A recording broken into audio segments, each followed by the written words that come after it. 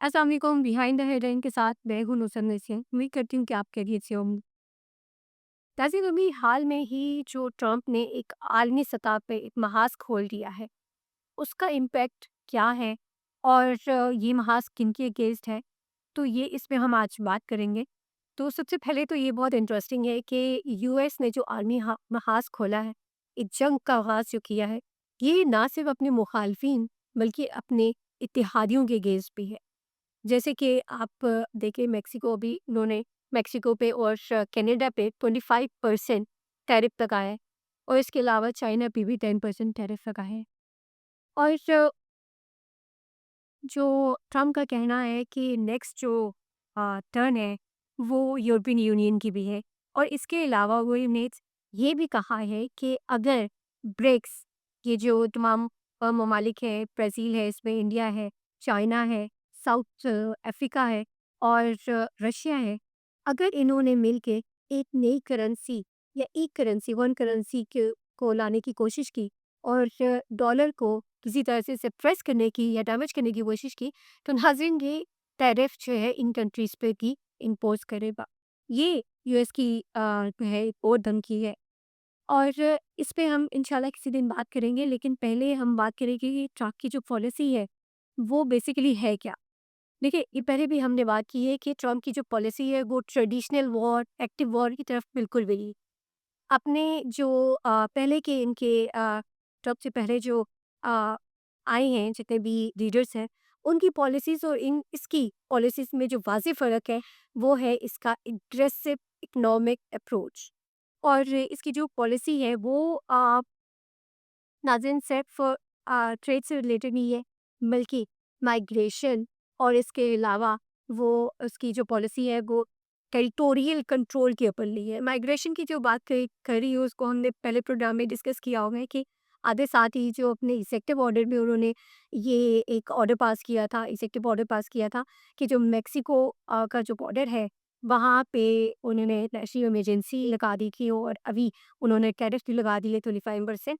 और इसके अलावा जो बात करें टेरिटोरियल कंट्रोल का, तो ट्रम्प का बयान जो कि बहुत ज़्यादा टॉक ऑफ टाउन भी बन गया था कि वो उसने कहा था कि Canada is a part of US. तो ये उसकी मैं बात कर रही हूँ। तो बेसिकली सवाल ये पैदा होता है कि क्योंकि इसकी जो अप्रोच है it's a bit aggressive approach है। तो ये जो एग्रेसिव इकोनॉमिक अप्रोच है, क्या ये यूएस की जो पावर है उसको स्ट्रेंथन करेगी और इसका इम्पैक्ट जो डिप्लोमेटिक टाइज के ऊपर होगा वो क्या होगा? और इसके अलावा क्या ये लॉन्ग टर्म स्टेबिलिटी लेके आएगी, ये लॉन्ग टर्म सस्टेनेबिलिटी रखेगी ये अप्रोच, या फिर ये एक शॉर्ट टर्म पावर प्ले है? तो इसके ऊपर भी हम बात करेंगे यहाँ से। जैसे कि अभी बात करी थी कि यूएस ने टैरिफ इम्पोज किए हैं, तो अब ये जो कंट्रीज़ हैं, ये भी स्टेबल कंट्रीज़ हैं, इकोनॉमीज़ में की स्ट्रेंथेन्ड हैं। इन्होंने भी ये टेरिफ इज़िली नहीं लिए, उन्होंने भरपूर जवाब दी। और इन टेरिफ्स को जब इम्पोज़ किया गया तो साथ ही उसका रिएक्शन आया, और रिएक्शन जो कनाडा की तरफ से उन्होंने साउंडली रिएक्ट किया है। और उन्होंने, उनके जो पीएम हैं जस्टिन ट्रूडो, उन्होंने ये कहा है कि बेसिकली जो कनाडा की कनाडा में जो यूएस इंपोर्ट आ रही है वो तकरीबन वर्थ 155 मिलियन की है।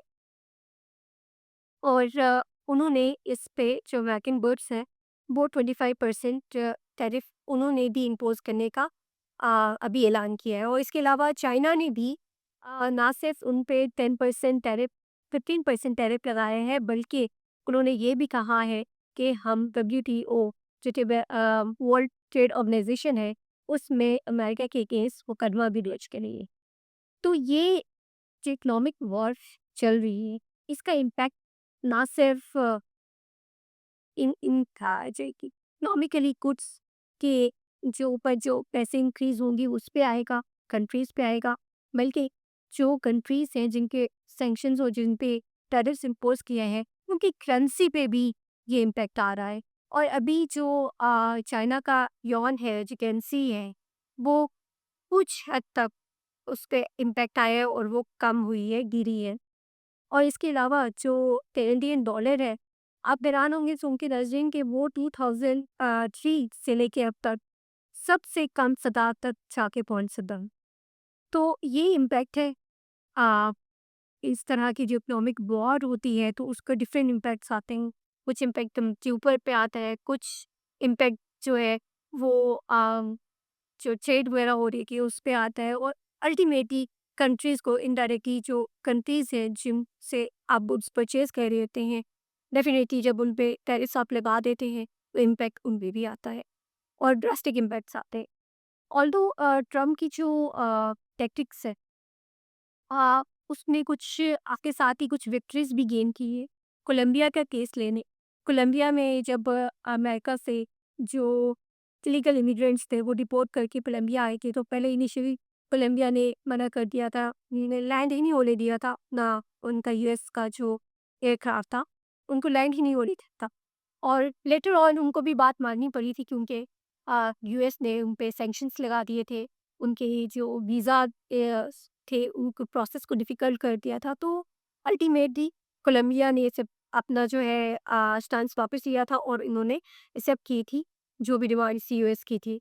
तो ये तो डिफरेंट कंट्रीज़ की जो अप्रोच है towards sanctions and threats and tariffs वो डिफरेंटली ही है। लेकिन ना सिर्फ ये परेशानी चाइना, मेक्सिको और कनाडा की ऊपर है इन टैरिफ्स की, बल्कि यूएस के जो कंज्यूमर हैं, जो आम लोग हैं, उनके ऊपर भी ये इसका असर पड़ेगा।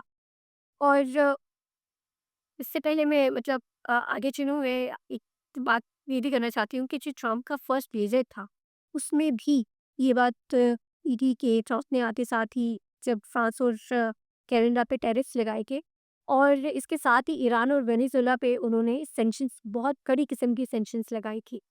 तो ट्रम्प का ये हार्डकोर या हार्ड लाइन इकोनॉमिक स्टांस जो है, क्या ये यूएस डॉलर को मजबूत करेगा या उसका जो असर ग्लोबल अलायंस स्ट्रेटजी है उस पे पड़ेगा?